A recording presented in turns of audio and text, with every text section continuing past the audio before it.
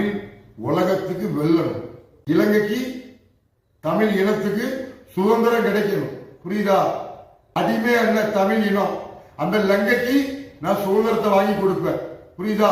இந்த பாரதத்தை அந்த லங்கையோட இணைப்ப. புரியுதா?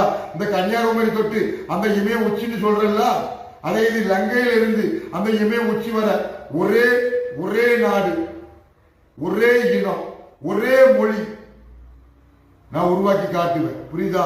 மகா சிவராத்திரி.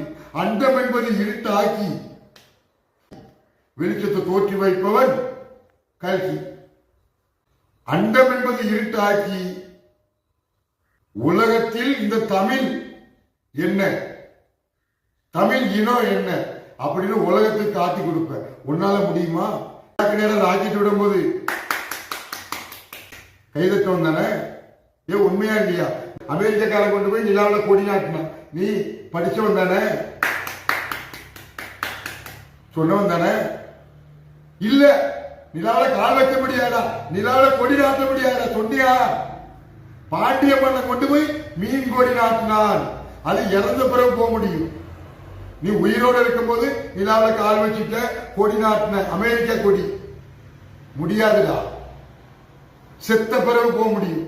ஆம்ஸ்டாங் செத்து இருந்தாங்கன்னா நிலாவுக்கு போயிருக்க முடியும். சொன்னியா? சொல்லலையே. அப்ப வந்துட்ட எனக்கு எதிராக நீ பேசி ஜெயிக்குது. நீ ஜெயிச்சுக்கோ, உன் சங்கத்தெல்லாம் கூட்டி ஓரமா ஒதுங்கிக்கோ. ஜப்பான், ஜப்பான் நடந்தது இல்ல? ஜப்பான்ல பூமி நிலநடுக்கம் எப்படி இருந்தது? ஆட்டம் எப்படி? ஆட்டம் எப்படிப்பா? அடுத்தால கனடா, அடுத்தால சிங்கப்பூர். சிங்கப்பூர் ஆட்டத்தை பாரு. ஜப்பானுக்கு நடந்த மாதிரி ஆட்டத்தை பாரு. சொக்கனோட நாடகமா அது தை மாசம் அரங்கேற்றமா. சொக்கனோட நாடகமா அது தை மாசம் அரங்கேற்றமா. நானே பெரிய நாடகம் நடிச்சுக்கிட்டு இருக்கிறேன். எனக்கு போட்டியா நடிக்க வந்துட்டீங்க. உன் நாடகம் ஒண்ணு இங்க செல்லாது. புரியுதா? உலக தலைவர்கள் எச்சரிக்கை. இதே இதை பின்னாடி போய் பாரு, போட்டு பாரு, போட்டு பாருப்பா. 1ஆம் தேதி தம்பி ஆன் பண்ணு, போடு.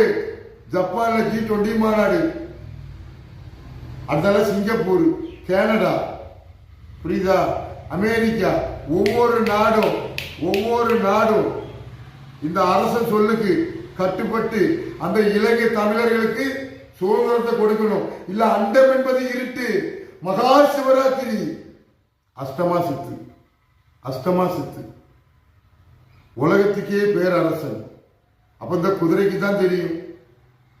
உலகத்தையே வளம் வர்ற அந்த வெளிச்சம் என்ற குதிரைய அறிஞ்சவன் கொடை வள்ளல். கொடை வள்ளல தினம் தினம் உணர்ந்தவன். நீர் திருநீர் சாம்பல் ஆக்கிறாத. இது சொல்வதற்கு வந்ததுக்கு எனக்கு போட்டி. எனக்கு நீங்க எல்லாம் இது கற்பனை கதை, இது பொய், போலி. ஆனா நீங்க சொல்வது சத்தியம்.